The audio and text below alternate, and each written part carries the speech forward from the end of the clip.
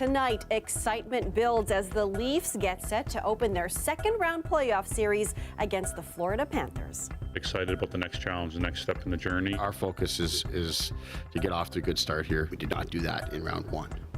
Facing a team riding high off their massive upset against Boston, the Leafs say they're ready. Leafs Nation is ready too.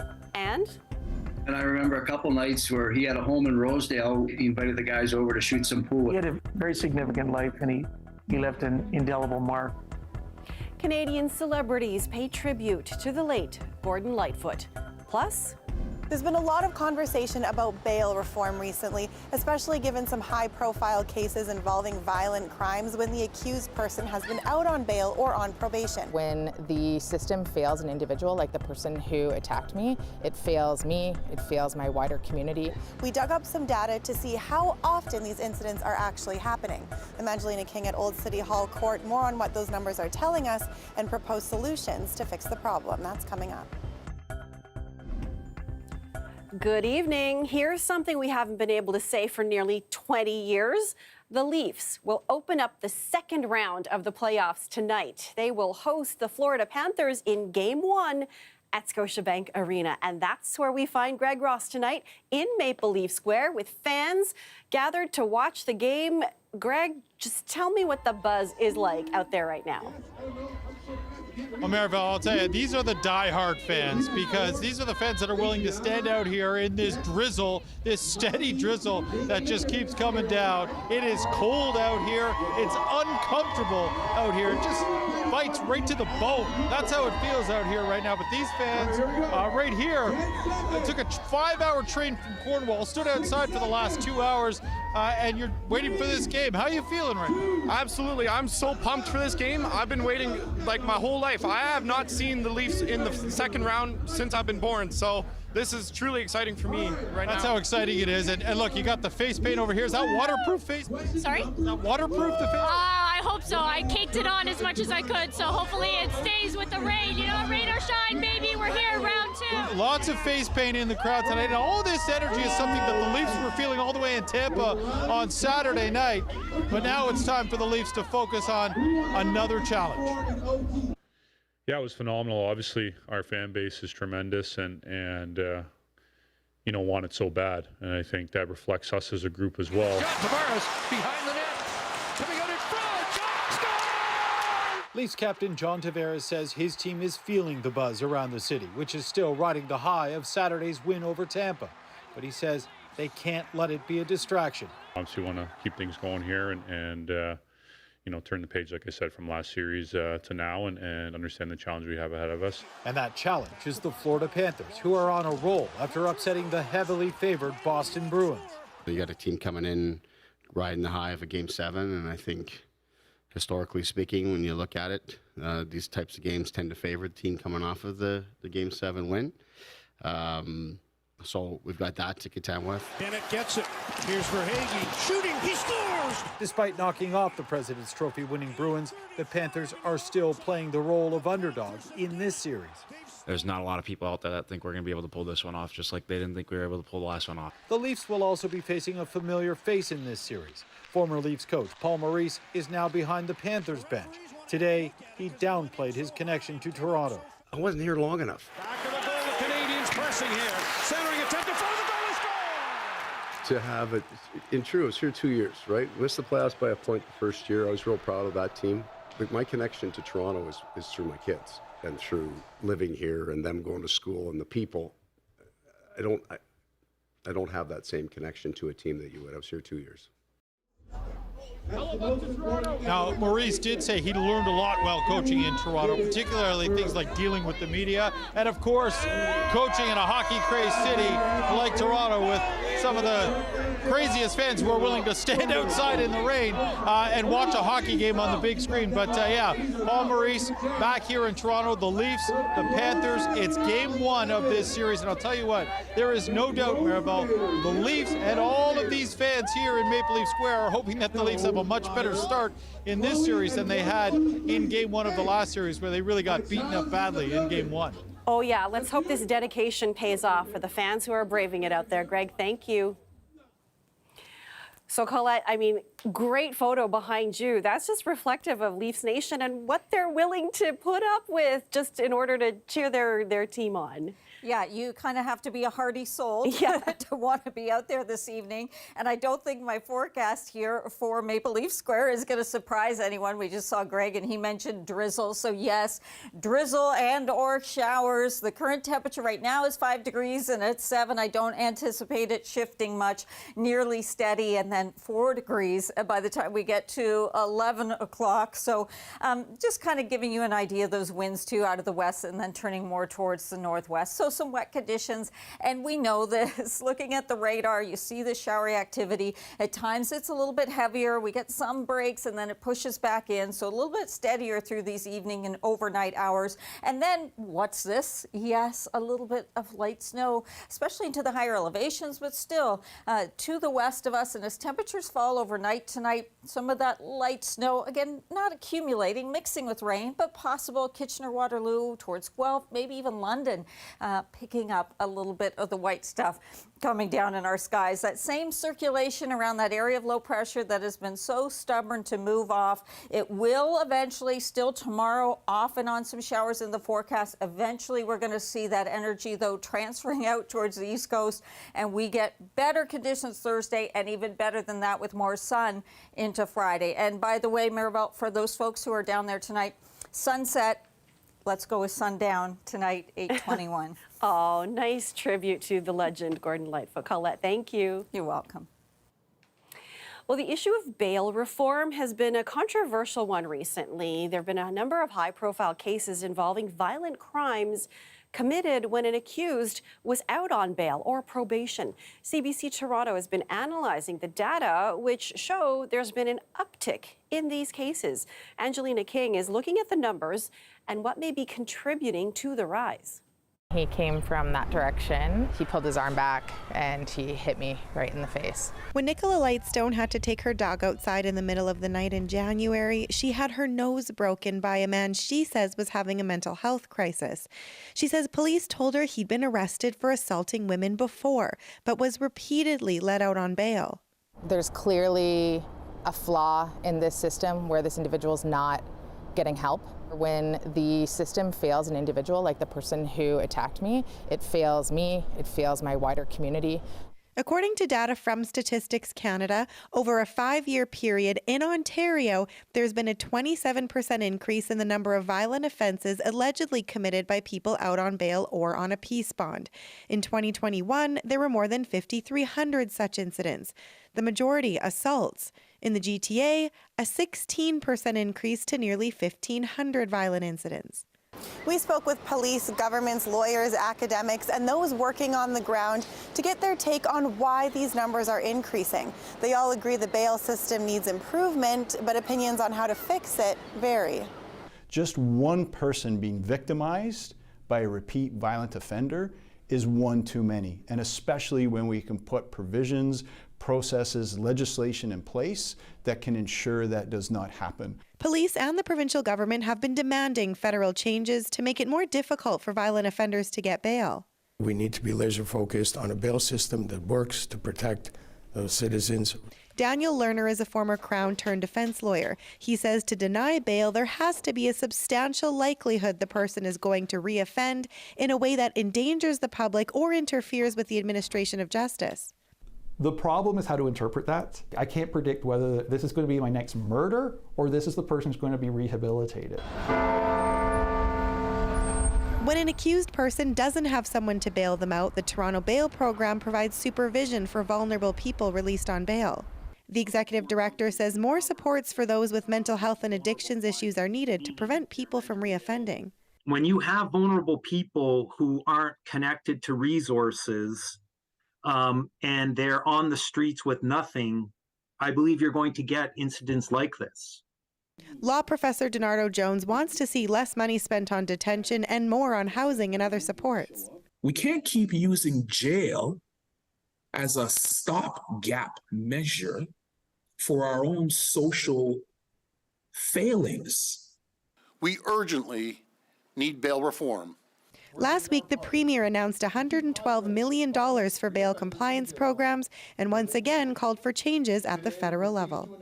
The Federal Justice Minister's office told us he's pleased with the provincial announcement and he's continuing to move forward on making changes to the criminal code when it comes to bail.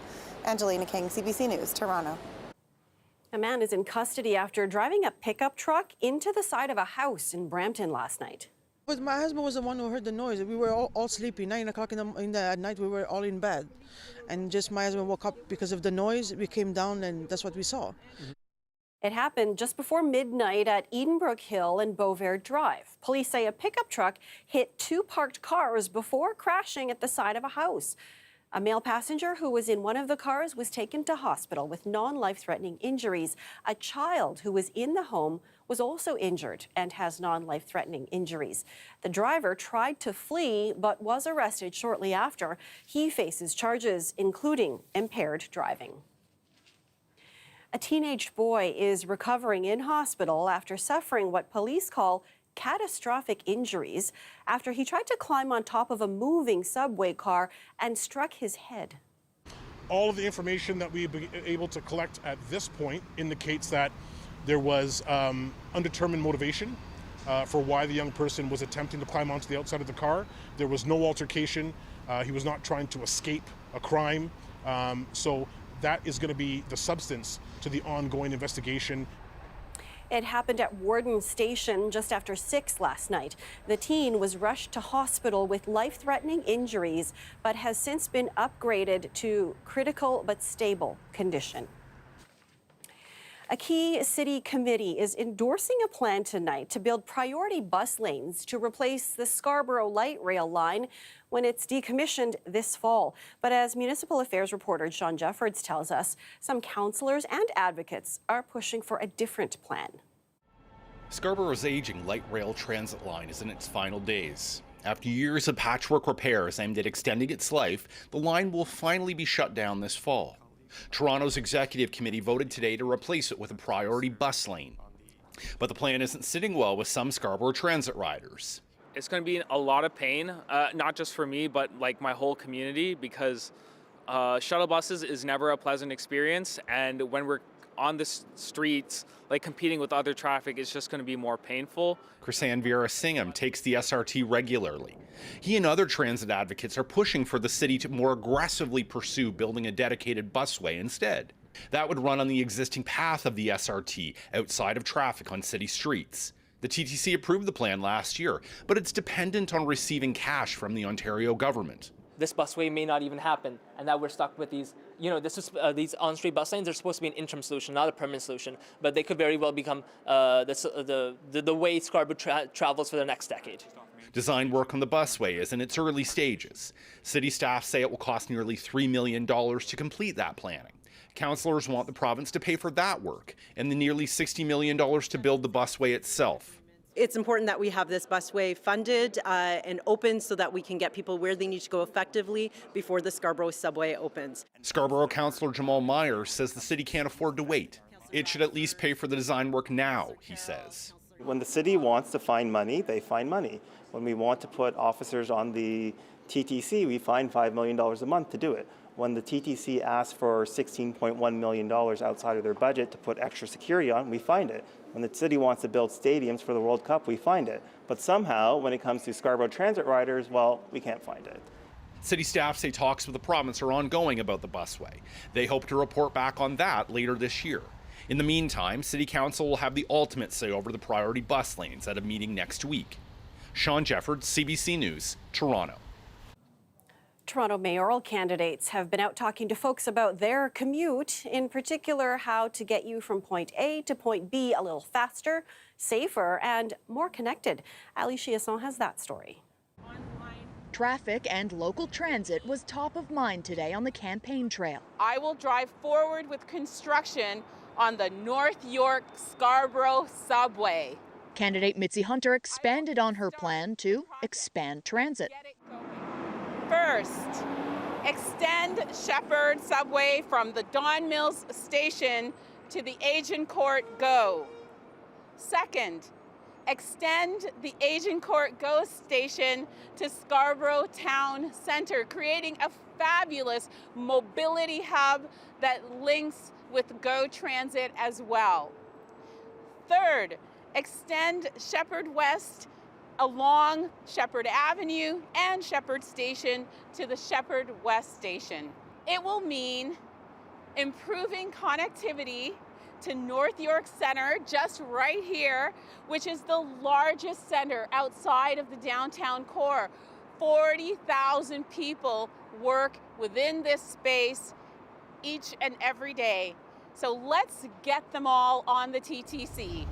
More people on the TTC would help with traffic congestion, which in some parts of the city isn't getting any better. Or as candidate Josh Matlow would put it, our roads are not getting any safer. Already this year, 9 people have been killed. We've had many others severely injured, and these are preventable deaths. Matlow points to his record on the topic. In 2014, I moved a successful motion that slowed down traffic in our neighborhoods from 40 to 30 kilometers, and now that's been expanded to streets throughout the city. And if elected mayor, he has even bigger plans.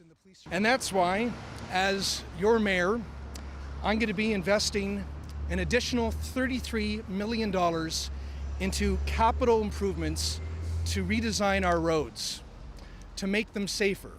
That is more than doubling the existing budget for these capital necessities. Remember Vision Zero, the goal to reach zero traffic-related fatalities announced in 2016? Matlow says we're still far from that goal, but it doesn't have to be like that. I think that the Vision Zero plan is a good plan and a credible plan and an important plan, but if we're not investing into that plan, then we won't actually see it be successful and fast enough. These are all concepts we've heard before, but to get it done, these candidates argue, Toronto needs fresh eyes, new solutions, and bold new leadership. hustling for your vote to make the city's hustle and bustle a little easier and safer.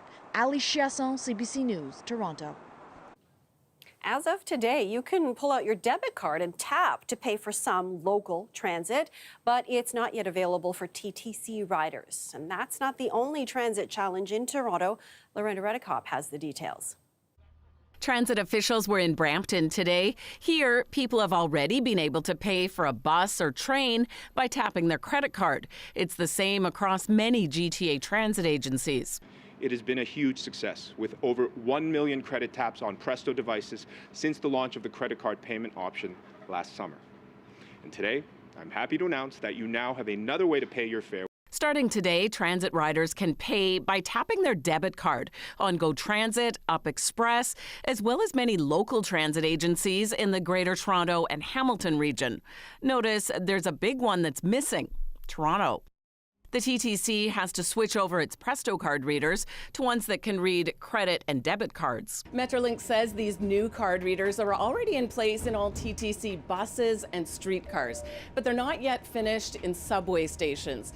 They say that those are expected to be done by summer. You have to deal with the security investigator that says, "Where's your Presto card?" And I don't have one, but this way you can just use your debit card. It's great. So sometimes you forget to load your Presto card and you can get on the transit and you go to tap and you're like, oh shoot, and then you have to get off being nervous that you're going to get caught. But debit and credit taps only charge the full cash fare. No Presto discounts and no senior or student rates. In Brampton, that's $4.50. At today's announcement, the CEO of Metrolinx was also asked about the 4.5-year closure on Queen Street while the Ontario line is built. Here's how he described building a subway through the middle of downtown. It's like doing open heart surgery while you're running a marathon. It's a challenging project. It's early days, but he says so far construction is going well. Lorenda Redekop, CBC News, Toronto. Tributes are pouring in after the death of music icon Gordon Lightfoot. His career spanned more than 60 years with many international hits. Eli Glasner takes a look at how fans and fellow musicians are honoring an artist like few others. You could read my mind, love, what tale my thoughts could tell. Across Canada and beyond, fans are remembering a singular singer-songwriter, like the Member of Parliament from Orillia, the small Ontario city where Lightfoot started. He is to Canadian music what the Group of Seven is to Canadian art. And the Minister of Heritage, who says Lightfoot inspired his own playing. I loved his voice, I love the way he played the guitar, the fact that he played so often on a 12-string that I do also. To the tribute performers who shared favorites. Rosy willows, cattails, soft winds and roses. Everybody's life is just infused with the sound of Lightfoot. In Spain, Blue Rodeo's Jim Cuddy recalled the first song he learned to play. That's what you get for loving me. It's so absurd to think of a 10-year-old sitting there on a little Stella guitar. That's what you get for loving me. Lightfoot wrote hundreds, but his favorite. I think the Canadian Railroad Trilogy is a good one. We are the navvies who work upon the railway.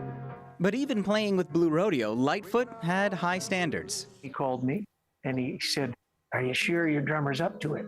And then he named the tempos. It's got to start at 88, then it's got to go to 112, then it's got to come back to 92. Lightfoot wrote about the nation's history and his life as an artist with an insight that crossed generations. I remember listening to him when I was a teenager and feeling like I had this window into emotions that I was too young to know, but had the feeling might be on the horizon for me. All right, here he is now, Gordon Lightfoot. Lightfoot's friend Bob Dylan, who introduced him into the Canadian Music Hall of Fame, once said Lightfoot had the perfect catalog. Yeah, it's one of those things where you don't realize how hard it is until you try to sing one. And I don't know if I should try. Musician Andy Schaaf is considering adding Lightfoot to the lineup tonight, inspired by the storytelling he squeezed into every verse. It's a song, and on first listen you think it's one thing, and the more you dive into it, the more you see the subtleties. When the waves turn your minutes to hours. Rheostatics member Dave Bedini says there's a lesson in Lightfoot's longevity. This is a good lesson for all of us. He got to be 84 by continuing to be creative and doing what he loved to do. Sharing gifts that echo still. Never thought I could act this way. Eli Glasner, CBC News, Toronto. Canadians have learned more about mental illness in recent years, and that's helped to reduce the stigma associated with it. But a new survey suggests it's still a problem many people face. Travis Danrash reports. Al Raimondo knows the depths to which mental illness can take someone. It's super lonely feeling like there's no solution to your struggling. For them, anxiety and depression was debilitating, almost deadly. It wasn't worth being here anymore, and it led me to feeling suicidal and had a suicide attempt that ended me into the hospital. Raimondo is one of the estimated 1 in 4 Canadians that live with a mental health issue. But despite how common it is and campaigns to raise awareness, stigma is still pervasive. A new survey by the Mental Health Commission of Canada says 95% of those with mental health or substance use issues have experienced stigma. 72% internalized negative stereotypes about themselves, and 40% reported they were stigmatized while in healthcare settings seeking treatment. This was consistent across physical and mental health care settings, which is kind of, unnerving really, because you would hope that most mental health care settings would be a little bit better. Changing attitudes won't be quick or easy, according to the head of the commission. Michelle Rodriguez says long-term government investments in mental health training and support are needed. As for industry, he says there's a clear return on investment. It means that you will have less incidents of people being absent because of sickness, that your short-term disabilities will go down, your workforce will be more productive. The federal government recently increased health transfers to the provinces, but the money did not include earmarked funds for mental health. What I've been hearing across the country is the need for integration has never been greater. Having it off siloed has not been working. There is no question Canada's entire healthcare system faces significant strain. Still, the experts we talked to say reducing stigma around mental health needs to be prioritized. If not, it will only lead to further stress on the system. Travis Danrash, CBC News, Toronto. Two former members of a federal government body that's supposed to regulate Canadian drug prices testified before a House of Commons committee today. This comes following accusations the health minister interfered with efforts to change the way the review board sets prices. Marina von Stackelberg reports. Emma Cloney pays hundreds of dollars every month for drugs to battle a genetic illness called lipedema. The repercussions to not having my medications are serious, very, very serious. Canada has some of the highest drug prices in the world, behind the United States and Switzerland. Wouldn't it be reasonable that there's some sort of allowance that says really medications shouldn't cost as much as your mortgage?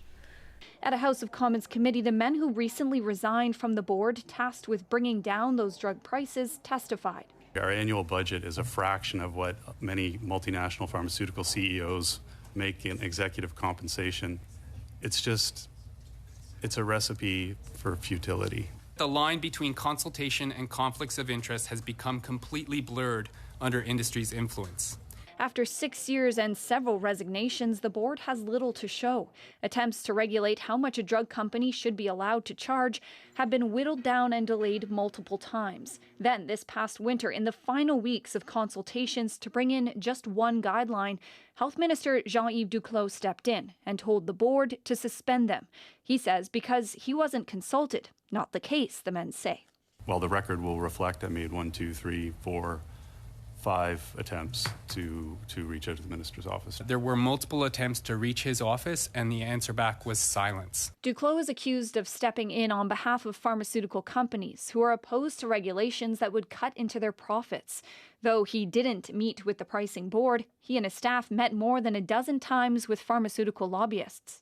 The pharmaceutical industry has made multiple submissions, so have other groups that support their position. I think that the health minister has succumbed to the pressure put on by the industry on the government not to proceed. It's so inherently frustrating. If there's very clearly a solution. For patients like Emma Cloney, changes can't come soon enough. Marina von Stackelberg, CBC News, Ottawa. The federal government is being called on to declare a national emergency on missing and murdered Indigenous women. There is a cultural genocide happening on a national level. We have human beings in dumps. We have women that are missing and women that are being murdered every single day. And no one bats an eye. The NDP is introducing a motion in Parliament today calling on the Liberal government to declare an emergency. It's also asking for a red dress alert system to alert the public when an Indigenous woman, girl, or two-spirit person goes missing. The motion also asks the government to reverse a planned $150 million cut to women's shelters and invest in building more transitional homes and shelters for victims of gender-based violence. The NDP says between 2016 and 2021, 247 Indigenous women were identified as the victims of homicide. A Liberal MP has introduced a private member's bill to amend the Canadian Security Intelligence Act.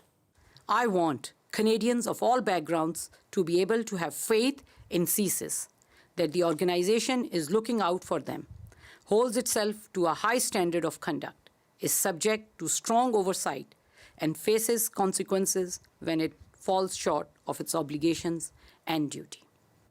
Zahid says she's heard from many people across the country, particularly in racialized communities, who told her about being questioned on university campuses and at border crossings. Many of those people felt they were being targeted based on their faith or ethnicity. Zahid says building trust in CSIS won't be easy and will take time, and that it has to begin with transparency. The federal government has ended evacuation flights out of war-torn Sudan. The ongoing fighting has made them too dangerous. There are more than 200 Canadians still in Sudan, and efforts are continuing to get them out over land and by sea. Canadians could consider going to Port Sudan. We have a team right now of armed forces along with key diplomats that are there to make sure to understand a bit more the situation on Just the so I'm ground. clear, we have Canadian soldiers in Port Sudan right now? We have armed forces in Port Sudan as we speak. That is Foreign Affairs Minister Mélanie Joly earlier today confirming there are Canadian armed forces on the ground in Sudan. Joly made the comments in Nairobi, Kenya, where she was meeting with officials from other governments in a bid to organize humanitarian aid for Sudan. Part of that effort includes an attempt to open a humanitarian corridor that will allow people to leave and the delivery of aid. A search is underway for 2 firefighters who were swept away by flood waters northeast of Quebec City yesterday. They've been identified by CBC Radio-Canada as Christopher Lavoie and Regis Lavoie. The 2 are not related. They disappeared while helping residents near Bay St. Paul, one of several communities in Quebec dealing with heavy rain and flooding. Sarah Levitt has the details. Citizens of Bay St. Paul spent today taking stock amid ongoing anxiety. 24 hours ago, heavy rain and flooding from this river that caused quite a bit of damage in the town, including this outdoor bar and patio that was swept from about 2 doors down. In the meantime, the water in just a few hours came up to about waist high at this point, causing a lot of damage. Now, more rain and more worry. Yeah, it's may still complicated for the next 24, 48 hours. We're looking to have again maybe 20, 30, 40 millimeter again of rain. So it may be complicated, but the level of the river have been going down for the next hour. So we hope it will stay like that. In Bay St. Paul, more than 500 people were told to leave their homes and were soon taken care of by Red Cross and emergency shelters arranged by the town. I lost everything. Everything was floating. It was high as I am, the water down there. So, yeah, everything's gone. Everything feels safe, but yesterday the water was touching the bridge there. Touching. I never seen that in 60 years, and we were all in shock. Similar scenes played out in other Quebec towns. In Saint-Émilie de l'Énergie, roads were eroded by the rising water. And in Saint-Urbain, the search continued for 2 missing firefighters swept away by the strong current while trying to help 2 others leave their home. I think that everybody has to be careful. Water can be very powerful. Of course, we saw what happened with the 2 people yesterday, so we have to be very careful. Now it's about watching the rain and the water levels closely before cleanup can actually begin. Sarah Levitt, CBC News, Bay St. Paul, Quebec. 6 people are dead and at least 37 others injured in a car pileup in Illinois caused by a sudden dust storm. More than 70 vehicles crashed on the interstate south of Springfield.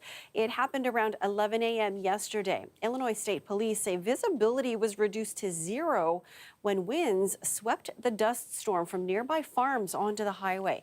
Vehicles were littered along a 3-kilometer stretch of road. The injured ranged in age from 2 to 80 years old. Some are in critical condition. How unusual is something like a dust storm in that region, Colette? Yeah, I'll tell you, it is quite unusual there. And what really happened, it was quite localized, but it had to do with the farmers had just been tilling those fields. So that was a lot of loose dirt there and sediment, and then you had those winds pick up. So I know the National Weather Service nearby had issued a warning for that, but it came into the early afternoon, and most of that damage and those injuries were in the late morning. So yes, unusual, but these things can happen. Look what's happening across our nation when we check out the temperatures. So where we have the colder readings around our area, about 10 degrees below seasonal with the daytime highs, and then you see this heat that we were looking at it yesterday in Alberta, but into Saskatchewan as well. And it's pushing east. It's going to take some time. That low that's affecting us is kind of holding it up. But also this heat that's going to stick around there in western parts of the country aren't really helping with the situation with some of the grass fires and forest fires that are burning in Alberta. So it's this kind kind of a trade-off that we're looking at. Now, those colder temperatures, how about Mount Forest, 1 degree? Watch that area now when I'm going to give you the radar, and you're going to see not just showers, but what's happening here, where that pool of cooler air is. Yes, some light wet snow in here, and as we see those temperatures falling, this will expand. So that risk into London, Guelph, Kitchener-Waterloo, where overnight tonight a little bit of snow, not really accumulating, but kind of mixing in there with the rain here in early May. And you're going to watch as this rotates through, even into western, maybe not the GTA, but just west of the GTA, into some of the higher elevations, some snow possible there too. Otherwise, it's these waves and waves of rain showers. We still have this into tomorrow, but we get out of it as the day wears on. Things get better, still cloud cover into Thursday, but fewer and fewer showers, just kind of isolated, and then by Friday, really much drier. Overnight tonight, a look at some of that cooler air, and the reason why you're going to get some of the mixing there. Tomorrow for Toronto, warmer than today, 10 degrees, but the build in temperatures will be coming, and the weekend is really looking quite fantastic, Maribel. There's our payoff then There for it this is. rain. Okay, thanks, Colette. You're welcome.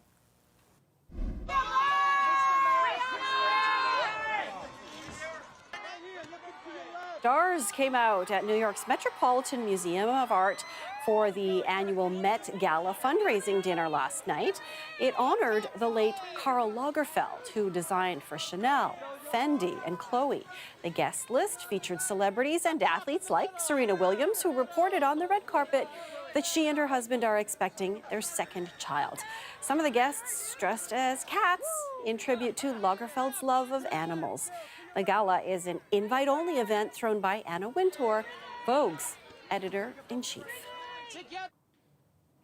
A Hollywood writers' strike was the talk of the town at the Met Gala last night. The Writers Guild of America called its first work stoppage in 15 years after failing to reach an agreement for higher pay from studios such as Walt Disney and Netflix. Writers receiving support from those in the industry last night. I believe in the power of unions. I'm lucky to be a part of one with SAG, and so hopefully everybody can get what they need swiftly and everyone can get back to work. But we have a lot of staff and crew that will be affected by this, but they got to get a fair deal. I need my writers. I need them real bad. Yeah, I got no show without my writers. More than 11,000 film and television writers began striking today, throwing Hollywood into turmoil. It will shut down late-night shows and SNL and could put a pause on production for fall scripted series. The industry is still grappling with changes triggered by the global streaming TV boom. The last writers' strike lasted 100 days. And as we head to break, here's a look at where the markets closed today. The TSX fell 207 points. The Dow dropped 367. The dollar traded down to 73.43 cents US. We'll be right back. A landscaping company in the Ottawa area has closed up shop. Several homeowners are now out thousands of dollars, and they're looking for answers. Joseph Tunney has more on their ordeal. Sally Rogers gives a tour of her unfinished backyard in Arnprior, west of Ottawa. He was going to replace the deck here with a nice brown deck with spindle railings. She's among those who received an email earlier this spring saying their renovations would never be done. In that email to customers, Canada Landscaping blamed the pandemic, what they called a crippling winter operation, as well as material and labor shortages for why it's gone bust. It also says the company would not be able to reimburse clients for their deposits. CBC made multiple attempts to speak with the owner of Canada Landscaping. Dennis Shepard declined to comment and threatened to call 911 when we paid him a visit. Since receiving the email from Canada Landscaping, Rogers wants answers. Well, it was April Fool's Day, and I thought, is this an April Fool's joke? I mean, as unrealistic as that would be. Rogers isn't alone. I have spent many days this past week in bed, unable to get out of bed. I'm not okay. Sophia Clomidine gave more than $14,000 as a deposit for yard work, roughly 50%. Lawyer John Foreman says they could try small claims court or file a complaint with Consumer Protection Ontario. It's a terrible situation for the consumer to be in. It's clearly wrong. It's not fair. Money has been given. In Canada, BJ McMahon gives a tour of the deck he's now stuck with. He gave more than $12,000 to Canada Landscaping to get it replaced. Now, he's not comfortable having people on it, as the boards easily bend. McMahon didn't get an email from the company and isn't holding his breath about getting his deposit. I think raising awareness of this company, because there's got to be other people out there that have not been contacted to know that their projects won't be going forward and they've lost their deposits. The Ministry of Public and Business Service Delivery, which oversees Consumer Protection Ontario, says customers should never pay more than 10% for a deposit. And if the price seems too good, probably is. Joseph Tunney, CBC News, Ottawa. Amputations due to frostbite can be a devastating consequence of losing consciousness in the bitter cold. But for one woman, it's also meant a second chance at living life free from addiction. Bonnie Allen has her story. She is folding her laundry. She's flipping her laundry. Patricia Beston-Fayant is figuring out a new way to do almost everything. Last year, she had to have both hands and both feet amputated due to extreme frostbite. And she says it was actually a blessing in disguise. Now living in a rehab facility, the 29-year-old Regina woman wakes up grateful. Every single day that I wake up, yes. Every single day? Yes, I'm very happy where I am now. I haven't been this happy in so long. So if this is how I have to be happy, I don't really care, really. Because this is much better than 10 years of drug addiction, choosing crystal meth and fentanyl over family. We prayed all the time that she would open her eyes and come back to us. In the beginning, they wanted to help and get me more help, but I wasn't never ready at that time. My mom and my kids moved to Calgary because I always would pop in there all messed up on drugs. Then in December 2021, while out hunting for drugs, she fell asleep in the cold. She barely woke up, and the tissue damage was so severe in her hands and feet they turned black and couldn't be saved. The Saskatchewan Health Authority says the province has dealt with at least 30 amputations caused by frostbite in the last 2 years. When someone's overdosed, you're out. This doctor says anecdotally most were people who were on the streets and addicted to drugs. The fact that we've had such an increase in the number of overdoses overall, not only here in Saskatchewan but across the country, across all of North America with fentanyl, is likely driving the fact that we're seeing, unfortunately, more of these, severe outcomes. I was scared and kind of thinking at the same time, now I can't do drugs, so what am I going to do now? Because I wanted to get sober for so long. She's like, we got Trisha back. Beston-Fayant wants to see more shelter and services to help people who are homeless and addicted to drugs. Her road to recovery won't be easy, but she finally feels like herself again. I got a second chance at life, and I'm going to do it right. And she won't have to do it alone. Bonnie Allen, CBC News. Okay, with the excitement of second-round playoff action, Maple Leaf Square has expanded in size to, of course, accommodate the large amount of Leaf supporters hoping for a deep playoff run. So let's get back out to Greg Ross, who's now in the viewing zone at Bremner Boulevard. Greg, let's do a check-in with fans. How are they feeling? Puck drop just a few minutes out. Well, I'll tell you, first of all, Miraval, we call this Pit C. That's right. We're in Pit C, right? This is where the real fans are. Yeah, right here. Now, let me just show you how far away we are from Maple Leaf Square. That's Scotiabank Arena. Way down there, but right now they're going to watch this game on their own little screen right here in Pit C. Obviously excited. Been here since 3:30, nice and wet, but how excited are you to be way back here? I'm so excited. Go Leafs, go Leafs. You couldn't get into Pit A there. Anywhere somewhere, As long as you're close, as long as you're with fans watching the game. I guess that's everybody. Pardon? 19 years. We've waited 19 years. Some people wait 19 years for their first drink. I'm just happy to see it, right? Go Leafs, go, baby! Most people should wait 19 years for their first drink, but yes, he's right. So fans here just as excited as the fans in Maple Leaf Square. Again, We're calling this Pit C. They've got their own screen. They're excited. They're going to be out here in the rain all night. And what's your prediction for this game tonight? Leafs 4-2. 4-2. What do you think? I say 3-2. 3-2. But you're all thinking it's going to be a better performance by the Leafs in game one tonight. For sure, yeah. 7-0 Leafs. Wow.